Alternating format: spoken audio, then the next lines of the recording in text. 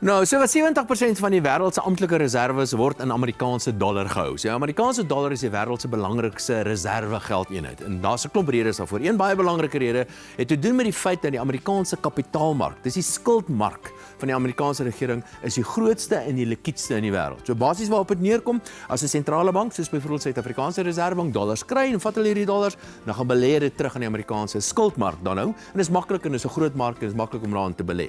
Anders as byvoorbeeld die Europese skuldmark. Die Europese skuldmark is 'n gefragmenteerde skuldmark of 'n gefragmenteerde kapitaalmark. Die Italiërs het hulle eie kapitaalmark en die Grieke en die Duitsers, elke een van hulle.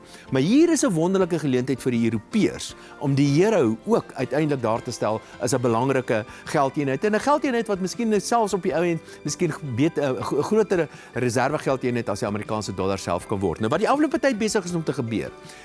Die Europese kapitaalmark rentekoerse is geleidelik besig om te konvergeer. Dit is geleidelik besig om al nader aan mekaar te kom. Onthou nou, as jy geld leen aan Italië, is dit baie groter risiko as wat jy geld leen byvoorbeeld aan Duitsland.